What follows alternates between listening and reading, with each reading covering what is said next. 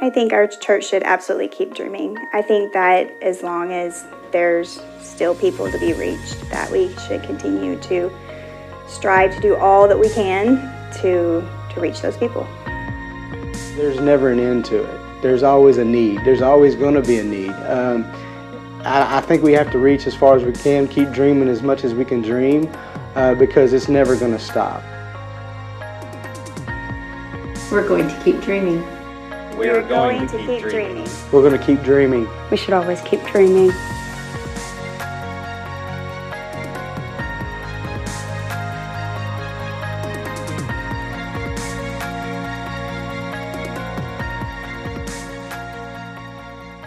Hey everybody, welcome to session 5 of our journey through the life of Abraham. And I hope the last several weeks of being in a group with everybody together has been as meaningful to you as preparing my heart and the preparation of the material has been for me. And what I hope is that you've found a team, not just exchanged information. I hope you've made new relationships and made some friends.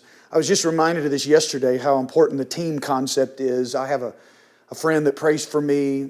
Gabby Mejias is a pastor in Florida, and Gabby just sent me a text yesterday from the Western Wall in Jerusalem, and he had written a note praying for me and Northplace Church, and recorded a prayer over us at the Wailing Wall, or at the Western Wall in Jerusalem. And I don't know, it just meant the world to me, and it reminded me again how valuable it is to have somebody on your team. So I pray you haven't just had a group where you studied the Word together, but there have been some meaningful relationships developed that are going to last beyond these few weeks that we're studying Abraham's life together. Now, what we've said for years about Northplace's groups is that our groups are going to fellowship together, they're going to pray together, we're going to learn together, and we're going to serve together. And I know you've been doing the first 3, but I want to challenge you to do the last one. I want to challenge you to serve together. At our serve page on our website, we've given a host of opportunities for you to connect with compassion opportunities both inside and outside the church. And it doesn't have to be something that we give you. There are groups that have gone down. It's getting cold. Obviously, you can tell we started recording these videos. I was in short sleeves. It's cold outside today, and provides an opportunity for us to serve at shelters and various things, taking coats. And whatever you find to do, let us help you, but serve together. There's something about Christ community compassion. Serving together in compassion fulfills that cycle of discipleship. And that's our heart, is to make more and better disciples. And so I really want to challenge you to serve together. Now, this is not the final week of the group. It is the final week that you're going to hear from me. Actually, you're going to get together next week and join in some discussion time. And I know I've talked a lot, and I've infringed on some of your discussion time, and I appreciate you giving me that space. As a pastor, I've had so much in my heart that I believed was crucial in this moment as a church, and I couldn't fit in on the weekends. And so just the fact that you would show up in a home, and those of you would open your home and give me the space that you've given me, and I hope the Lord over the last several weeks, I don't take that for granted, and I want to say thank you. But next week, when you come back together, you guys are going to have an opportunity to celebrate, talk about how this journey towards deeper surrender has impacted you. And so I encourage you, be a part of that, what would be the last official meeting of your group next weekend, so that you have plenty of time to discuss, and I won't be taking any of your time next week. And that topic of deep surrender, total surrender, that's our topic for today. Before I jump into the conversation, let me challenge you to do something beyond the semester. Beyond next week's group. I want you to maybe consider picking a time during the break, whether it's leading into Thanksgiving, leading into Christmas. Have a meal together, celebrate together, take communion together, break bread together, fellowship together. It's the New Testament way of doing community. They met regularly, studied the apostles' doctrine, broke bread, had prayer, prayed one for another. And so I'm challenging you, after it's over, talk among yourselves about when are we going to get together again and continue our relationship. And if you want to keep meeting as a group, at the end of our time today, I'm going to recommend a couple resources if you want to just keep going that will flow really well from this conversation, and to take this even deeper if you want to keep meeting reading as a group. That's your prerogative, but I wanted to make that available to you. Now, in the weekend services, I spent a great deal of time explaining the motive behind God asking Abraham to take Isaac to Mount Moriah. I looked at God's request and Abraham's response. And in your guide, you're going to see the first 8 verses of Genesis 22 are there for you to read. And at the end of our time tonight, there'll be an opportunity for you to discuss the weekend message and some of the things that I'm going to bring up tonight. And will flow along with your guide and some of the probing questions that are there. Some really good questions that will stir conversation in your group this week. But let me begin by defining total surrender. And I've heard it said this, and I think it's really profound. It doesn't sound that way until you start thinking deeply about it. But total surrender is this: committing everything you know about self to everything you know about God. Everything you know about yourself to everything you know about God. In essence, that's what total surrender is. And that's exactly what we see playing out in the 22nd chapter of Genesis. And if you've ever heard me speak, and I have for years, on Abraham's life, it has impacted me. If you've ever heard me preach on Mount Moriah and Abraham and Isaac in Genesis chapter 22, you've probably heard me summarize it this way: God never wanted Isaac, He wanted Abraham. And Isaac was the way to Abraham's heart. You see, that Moriah moment for Abraham was God's way of recapturing a heart that had taken God's gift and made God's gift the king of his heart. And what God needed to do was to remove the creation off of the throne of Abraham's heart so the Creator could take his rightful place. That's what Mount Moriah is all about. And I really think that God is bringing all of us to a Moriah moment in this season at Northplace Church so He can do the same thing in all of our lives. Now, here's the way I framed our conversation today. I have a goal. And my goal today is to introduce you into 2 of the most influential people in my life. 2 human beings that have shaped my life and my faith journey as much as anybody else. And neither one of them are alive any longer. But the first one is pastor and author A.W. Tozer. I never met him. He actually died 7 years before I was even born. But he's mentored me through his books. His writings and his teachings have forged me into the person and the pastor that I am today. And more along this topic of surrender, the 2 people I'm introducing you to today have formed and helped me understand what total surrender looks like more than anybody else. Now, one of my favorite books, he wrote a lot of books, but one of my favorite Tozer books is The Pursuit of God. It's one of those books I read almost every year. I've read it countless times, and it speaks to me. I find myself on my face in brokenness and repentance. If you want a Christianity light and you don't want any conviction, stay away from Tozer's stuff. If you want God to deal with your heart and you want to be made more like Jesus and you want to be convicted and confronted with the truth of the gospel, then dive into Tozer's stuff. A.W. Tozer's book, The Pursuit of God, is one of those life-changing, destiny-altering works. It's actually public domain. So you can go online and find PDF copies of the book for free. And I'm grateful for that because it's such a profound classic. And I encourage you to avail yourself of that. The second chapter of Tozer's book, The Pursuit of God, that second chapter has been revelation to me. It's one of those unforgettable chapters. It's called The Blessedness of Possessing Nothing. And I want to use that as a talking point for the next few moments. It's in that chapter that Tozer is examining this Genesis 22 moment, and he's examining Abraham's Moriah moment. And in that chapter, he teaches us how open hands give us a full heart. I mean, that's what Abraham sees and learns in Genesis 22, and that's what Tozer is teaching us about this Moriah moment, is that living with open hands is what ultimately gives us a full heart. Here's one of his statements, and let me just read it. Before the Lord God made man upon the earth, He first prepared for him by creating a world of useful and pleasurable things for his sustenance and delight. In the Genesis account of the creation, these are called simply things. They were made for man's uses, but they were meant always to be external to the man and subservient to him. In the deep heart of the man was a shrine where none but God was worthy to come. Within him was God, without 1,000 gifts which God had showered upon him. But sin has introduced complications and has made those very gifts of God a potential source of ruin to the soul. A lot of deep stuff said there, and that's the whole book, is you just have to stop and keep thinking about it. But it's probing and challenging.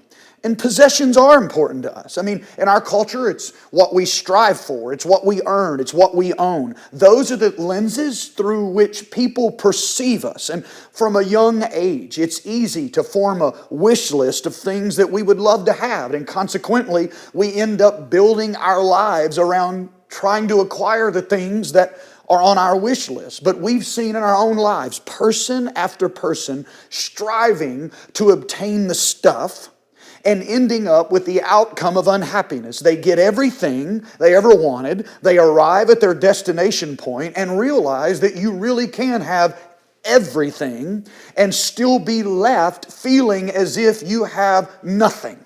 So how is it possible for someone to possess everything they've ever wanted and still feel like they have nothing that they need? It seems like the more full our hands are, the more they are filled with stuff, the less capacity our heart has to hold on to fulfillment and purpose. Our hearts can hold more if our hands are open and willing to hold less. And although we're in a world filled with shiny and attractive things, we were created by God to be satisfied and fulfilled by something deeper, a longing of the heart that can only be satisfied by His presence. Now, the point of Tozer's second chapter, and we'll see this in what he says about Abraham and what we see happen in Abraham's life. And the point of my conversation with you is not to become a monk and go live in a monastery and convince you that living in poverty and living without possessions is the way to true happiness. There are some incredibly wealthy people who are living fulfilled lives. The point is for us to evaluate how tightly our hands are clenched around what we own. If our source of happiness is our possessions, then we live in the poverty of an enslaved heart. So do you own your stuff, or does your stuff own you? And that's the key that God was asking Abraham in this Isaac moment. Abraham, do you realize that Isaac is mine?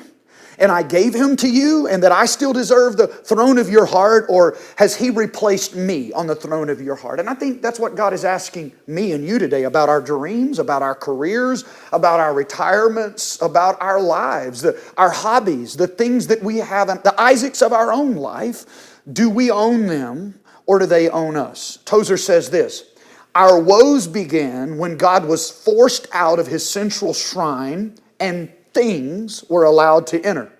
Within the human heart, things have taken over. Men have now, by nature, no peace within their hearts, for God is crowned there no longer. But there in the moral dusk, stubborn and aggressive usurpers fight among themselves for first place on the throne of the human heart. It's easier for us to convince ourselves that we're finding happiness in what we can buy and what we can sell, taste, and wear. Even though our possessions can put a smile on our face every now and then that's temporary satisfaction for a brief time, all of us know. We go get something new that we've just got to have, and just like our kids that get a Christmas present and the day after they get it, they've thrown it in the floor and gone on to something new, we don't grow out of that. We get the new thing and the new wears off, and our hearts move on to wanting something else to try to fill the longing in our heart. We just move on to wanting more because stuff can never satisfy. And that's what God was saying to Abraham. That's what Tozer is saying to us in the second chapter, the blessedness of possessing nothing. We confuse our emotions by positioning ourselves around things that have temporary value instead of things of substance. We look at the person who has gone from relationship to relationship, and we see them as somebody that's truly confused by love. And in the same way, our own hearts and emotions move from possession to possession, becoming confused about what true fulfillment is, as if the next thing is going to bring us lasting satisfaction. The next job, the next car, the next boat, the next whatever, that's really what's going to fulfill us. But the new will wear off, and we're going to need something else. There is good news for the dysfunctional human heart. What if, by possessing less, and I don't mean by having less necessarily, I mean by letting the stuff we have possess us less. What if by possessing less we could actually have more and find more satisfaction and be more fulfilled? As our hands begin to hold less tightly to things, our hearts can begin to hold more fulfillment. We find more fulfillment, more purpose, more blessing in our lives when we're not focused on our possessions, what we have or what we don't have, but on things that are consistent and things that are true. By focusing on elements in our lives that are constant, we give our heart the ability to love constantly, to live consistently. By holding on to people, by holding on to prayer, to love, to faith, our identity as the people of God, we are attaching our hearts to something that is everlasting and not temporary. But it's a completely contradictory argument and life from what our culture lives in. Tozer says this: the blessed ones who possess the kingdom are they who have repudiated every external thing and have rooted from their hearts all sense of possessing. They are the ones Jesus calls the poor in spirit. These blessed poor are no longer slaves to the tyranny of things. They have broken the yoke of the oppressor, and this they have done not by fighting, but by surrendering. Though free from all sense of possessing, they yet possess all things, for theirs is the kingdom of heaven. There's no doubt right now some of us are probably feeling inspired, and there's another group of us listening to this that are feeling quite uncomfortable. And if you're uncomfortable, let me tell you, dive into that discomfort. Don't run from it. I said a few weekends ago, it's a healthy tension. Explore it. God is working on you in the discomfort of your life. Explore it. Live in it for a moment and let God change you. Now, if this is inspiring you, don't let this inspiration go without committing to change. Too many times we come into a moment like this, we hear things like this, the Holy Spirit moves on our heart, we're inspired, but we never move on and let the inspiration become activity. And if inspiration never becomes some form of action in our life, we will never really change. So whether you're feeling uncomfortable or inspired, let it move to some activity so there is genuine change in our life. Tozer leaves us with these comments about Abraham. After Abraham comes off of the mountain, you know the story, Isaac is with him. God is miraculously provided. This is Tozer's assessment after Abraham comes off of Mount Moriah. He says this: I have said that Abraham possessed nothing. Yet was not this poor man rich? Everything he had owned before was still his to enjoy. His sheep, camels, herds, and goods of every sort. He also had his wife, his friends, and best of all, he had his son Isaac safe by his side. He had everything, but he possessed nothing. There is the spiritual secret. There is the sweet theology of heart which can be learned only in the school of renunciation. Learning to live life with open hands and a full heart. Let your life, just take a moment and examine it. I mean, give yourself some space. Look at the things that control you. And when you do it, open up room in your heart to hold on to things that truly matter and let go of things that don't. It's evident that our culture sees happiness and fulfillment differently than the gospel does, and true happiness and fulfillment is hard to find in our culture. And it's equally clear that there are all kinds of possessions piled up around us that compete for the attention of our heart. Idols, I guess you could say. Just as Isaac was an idol for Abraham, there are Isaacs and idols in our own heart competing for first place in our lives. But maybe there really is a blessedness in possessing nothing. As Abraham, you can have it, but not be possessed by it. Our hearts will hold more if our hands are willing to hold less. Now, before we go today, I really want to introduce you to another one of my mentors. A mentor that has taught me a lot of things, but one of them is how to live a totally surrendered life. Bill Bright, Dr. Bill Bright, is the founder of the Campus Crusade for Christ, and I had the incredible privilege of being physically present and spending Dr. Bright's 81st birthday with him, and there was a handful of other pastors privileged to be with him on his 81st birthday. None of us knew that he would pass away just a few months. He had a lung disease and he was on oxygen in our meetings, very frail. I sat at a table beside him, and it was just one of the most incredible days of my life. This man had been a hero of mine through his books, and then to get to meet him. Some of you know that I have fasted multiple times, 40 days. I didn't know anybody that had done that, but Bill Bright has written many books on fasting for spiritual breakthrough. And until he was 80 years old, Bill Bright fasted 40 days every year and felt called to find 2 million Americans who would join him in fasting 40 days every year for spiritual breakthrough and awakening in America. And I became one of those young 20-somethings that joined Dr. Bright on that journey. And he taught me through his books how to prepare, how to get medically ready, spiritually ready, and complete a 40-day fast. But he didn't just teach me how to fast. He and Vonette taught me how to give. They have modeled for Haley and I what a life of generosity looks like. And their lives show all of us what surrender looks like. I heard Bill refer to the day that he made a contract with God as the day that changed his life. And I started just to give you the details of that here in this video, but I was granted permission by an organization that recorded an interview with Dr. Bright and Vonette, Bill and Vonette Bright, right before Bill passed away. And they graciously gave me permission to share that video with you, one of my heroes. It's a grainy video. It's over 16 years old. He has the same oxygen mask on that he had the day I met with him on his 81st birthday. This is right before he passed away. And I thought, as I watched the video, I wept. Because I realized how much my life has been shaped by this man.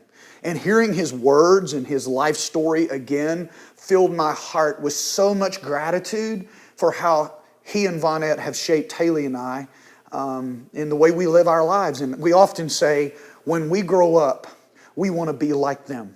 Haley and I want to be like Bill and Vonette Bright. And so I want you to hear their story from their own mouths. Excuse the video, it's 16 years old or plus, it's grainy, but it's better to hear it directly from them. And I hope it impacts you the way it impacted me.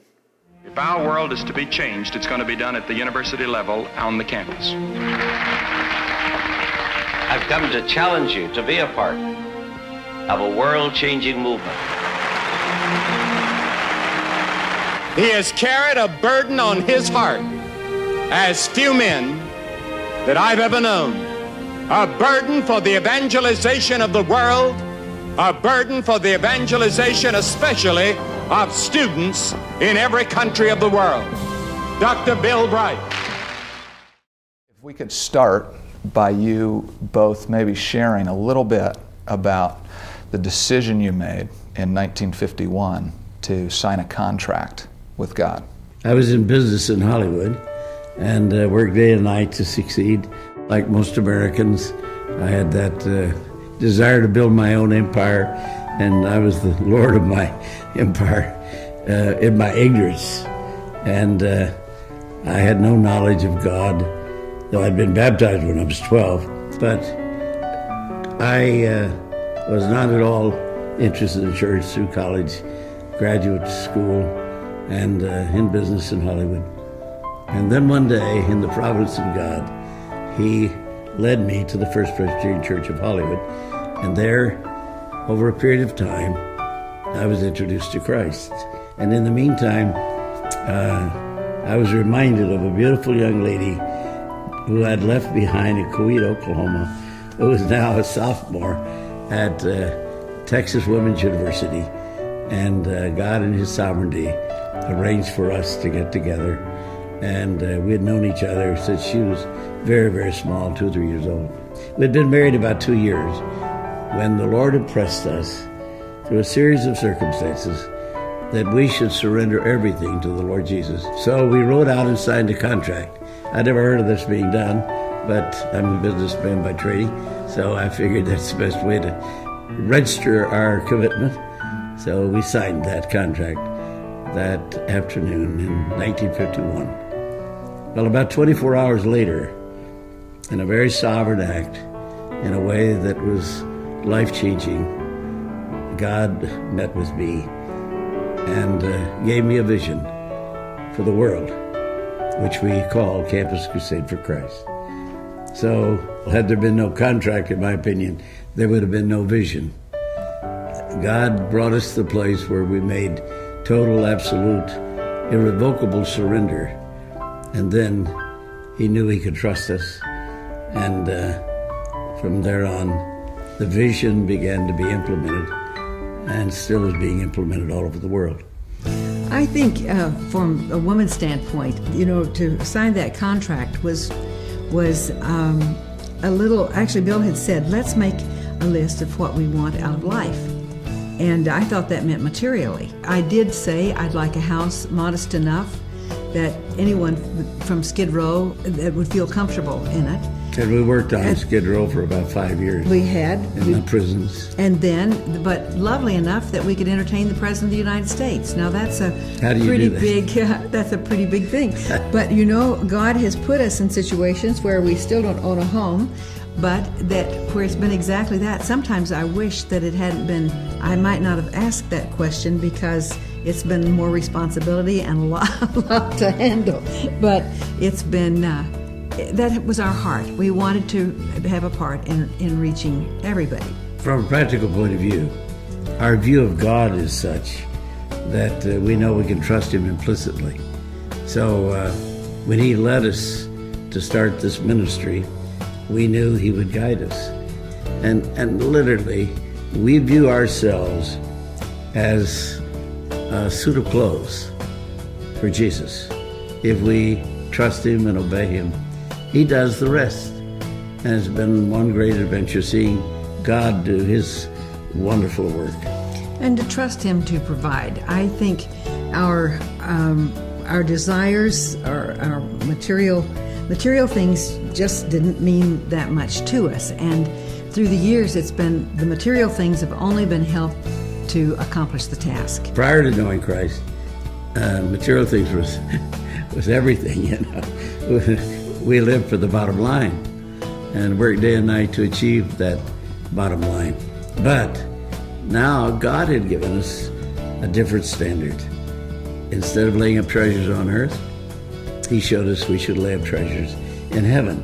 But God has provided all along in terms of what we have needed. We have not really wanted for anything for very long. As Paul said, we've learned to be abased and to abound, but mostly abound. It's God's grace. You cannot outgive God. The privilege of investing our lives to helping reach an entire world with the gospel, which is the command God has given us. And we can, of course, do it in partnership with literally thousands of ministries, hundreds, tens of thousands of churches. And I'm concerned that we never put the standard that God has put upon us on other people. A lot of people are not comfortable living as we do. Can I put this in context? Your combined income last year was around $65,000. You all have made conscious decisions to be able to give generously, and it's striking to me, the countenance and the joy that you all have experienced in your surrender. Well, some time ago, I was privileged to receive the Templeton Prize in 1996, and the prize was over $1 million. Well, people asked me, what are you going to do with that? And I said, I have already given it away. In 1951, I gave it away. One day, Vonette and I were watching a television program, and Dr. Charles Stanley was talking on a subject which I've often taught, the law of sowing and reaping. And the more you sow, the more you reap, the more you give, the more you receive. And that's not what you call prosperity teaching. It's just biblical. So I just learned a few days before that anyone in our ministry who reached the age of 65 could take their retirement pension. Well, we were listening, and the Holy Spirit told me that I should give my retirement pension to start a new life training center in Moscow State University. Well, I checked up on the amount of my retirement and the amount that was needed, and they matched. And no doubt thousands of students have gone to taking that training, and if I still had it, what would it be doing? It would be accomplishing nothing. But let me tell you a story. When the doctor told me a couple of years ago that I had an incurable disease, fibrosis of the lungs, I went to Mayo's in Rochester and Jacksonville, and to the Jewish Institute in Denver, where they did a biopsy. And in a sense, I went to the high priest of medicine, and they said, we don't know what caused it, and we certainly don't know anything that could cure it. We're experimenting with different drugs, but we can offer you no hope. A wonderful couple, Jack and Pearl Galpin, had been friends for a long time, and they had met this remarkable Russian doctor, and she treated me 3 times a day for a month. And during that month's period, I began to experience a new quality of life. Here I am sitting in a plastic tent, 7 by 7 foot, in our home where she treated me. And I'm sitting there rejoicing and praising the Lord. And suddenly, it was as though the Lord said to me, I sent Dr. Ivanova to you because you gave your pension to start the New Life Training Center, Moscow State University. Well, I began to sob. I was just awed by that. The Lord is saying, you gave your widow's mite. Now here's what I'm doing for you. Well, it's a part of sowing and reaping. God is so faithful. Tell me about how you all made a decision to not accept royalties or honorariums. That's so rare. It's because of our view of God. You know, your view of God determines everything. Your lifestyle, your friends, your literature, the music you enjoy. Everything about you is influenced by your view of God. And that's the reason we've never felt that we should take a penny for what we do, because we're not our own. We've been bought with a price, the precious blood of the Lord Jesus. Not everybody is led this way, and if people do it otherwise, they shouldn't be condemned. This has just been the way in which God has led us this way, and that we have. As a matter of fact, when I said to Vanette, we're going to leave business and live by faith, she said, I don't want to live by faith. I didn't know anybody that lived by faith in the way I wanted, that he promised me we would live. See, I promised her we were going to live in Bel Air. We were going to and we did. Travel the world. We lived in Bel Air for 10 years, and through a series of circumstances. In somebody else's house. Somebody else's home. No, we paid rent. We should say, we lived with Henrietta Mears for 10 years in her home. We should, actually, she lived with us in her house, is the way that it worked out. It was a big mansion right in the corner of Bel Air, right 3 minutes from the heart of the UCLA campus. And we had hundreds of students come there week after week. Many received the Lord. We were there because we needed a house for the students to meet in. And so that's what God provided. And that's what he's done all along. All through the years. Wherever there's a need, the Lord of the harvest is there providing those needs. And I would say to any businessman, if God has honored you, remember, all that you possess, everything that's under your name is really his. And you're entrusted as a steward. Now, frankly, if you have more than you need to care for your families and to keep the business healthy, consider giving it away, all of it, to help fulfill the Great Commission. You know, there are trillions of dollars in the hands of Christians today who are hoarding that money. It all belongs to Christ. He's given all of us the Great Commission. And ultimately, when we get to heaven It's not going to be how much money did you make. It's going to be how faithful were you to what I called you to do. I would say use what you have, whether it's little or whether it's much, to the glory of God. Honor Him, and He takes care of everything else. All I can say is, wow. I don't know that people realize that there are believers living among us every day choosing to live their lives like Bill and Vonette. And I can't tell you that. And what I love about them is they're not legalistic. And Vonette said to you multiple times in that video, you don't have to live like we do. Not everybody's called to do this. But Haley and I feel like in some way, God has called us to live like the Brights. And maybe He hasn't, but what does it look like for you? You know, what does surrender look like for you? After meeting Bill and hearing him tell me personally about signing that contract with God, I came home in the early 2000s and in 2003, and Haley and I signed our own contract with God. Now mine's a little different from Bill's. Bill said after that day he became a slave to Jesus Christ. And instead of writing it all out word for word like they did, here's what I did. I got 10 pages, copy paper. And in our contracts, we write our contracts out by putting the signature page at the end because we want to agree to everything and then let our lawyers look at it, and then if everybody's okay, we sign it. But what I did is I put the signature page on the front, and all it says is, "Yes, Lord." And there was a place for me and Haley to sign, and we signed it. That was the front page. The back 9 pages of that contract are totally blank. And what we were saying to the Lord that day is, God, I don't care what you want us to do. If you want us to go live in a mud hut in Africa or go back to living in a travel trailer or pastoring a church in Dallas, I don't care. What I'm saying to you is yes without even knowing the details of my life. I trust your character and your plan for our lives more than our ability to make plans. So we're not going to put any details on here. We give you our whole self. And it's just this, basically, we are your currency, Lord. Spend us as you please. In essence, that's what Bill and Vonette were saying in their contract, and inspired by them, that's what the blank pages of mine and Haley's contracts say to God. I don't know what it looks like for you, but I believe God is calling every one of us to new places of surrender. I hope it doesn't bore you, but let me leave you with one last Tozer quote, because I think this gets to the heart of the matter.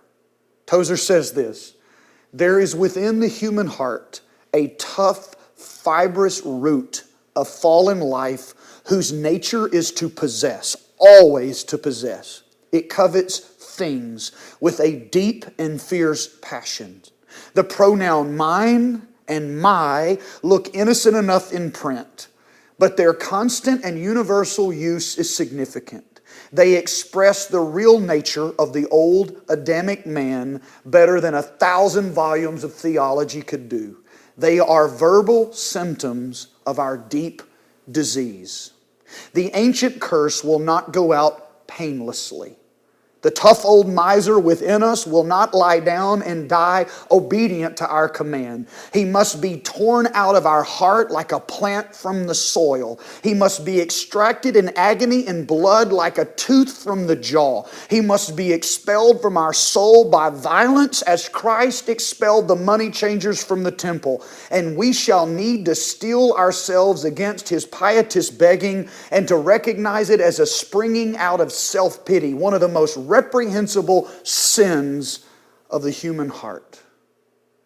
May God bring every one of us to our own Moriah. And I really feel like, I think every time in my life, I think I have gone to Moriah and surrendered my heart.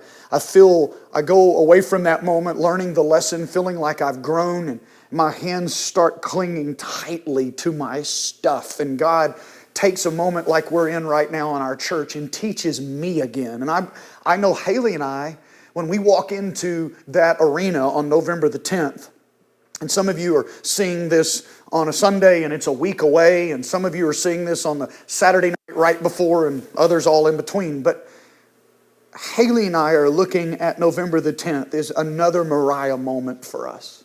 Another moment to root like a root canal off of the throne of our heart, the junk, the stuff, the materialism, the selfishness, and say, God, we are yours.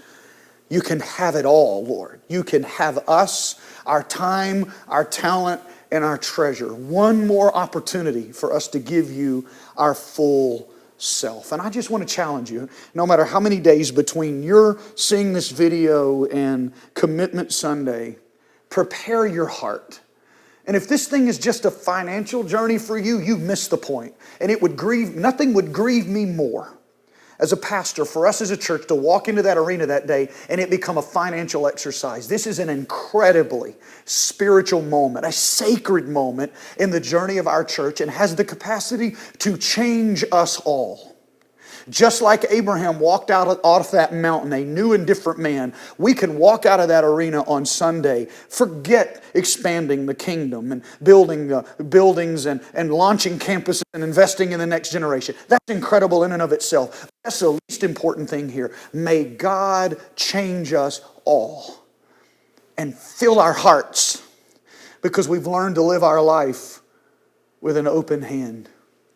Now, there's some of you that want to run as far away from this kind of conversation as possible because it makes the American life uncomfortable. But it's exactly what we need. We need the cross and the gospel to confront this culture and what has seeped into our lives. And if you want to go into this deeper, take your group on. Study the pursuit of God. Go get it and walk through it. There are study questions at the end of every chapter. Or if you want a more modern view of that, Tim Keller has written a book called Counterfeit Gods, and it deals with the idols of the human heart. Go get it. It's a little bitty book. Both books are easy to read. They're very thought-provoking, but they're small, quick reads. Dive into the Counterfeit Gods by Keller or Pursuit of God by Tozer and keep going. Keep letting the Lord root this out of your heart and your life. Take this journey together. The doors will open Sunday, one combined service, 9:30. Service begins at 10:30. Give yourself some extra time to get through security. I love you guys, and I'm thrilled at what God is doing in our hearts. Thank you for letting me have this extra time with you over the last few weeks. And my prayer is that 10 years from now, 2 years from now, we look back on these 5 or 6 weeks and say, God changed the heart of our church in these moments. God bless.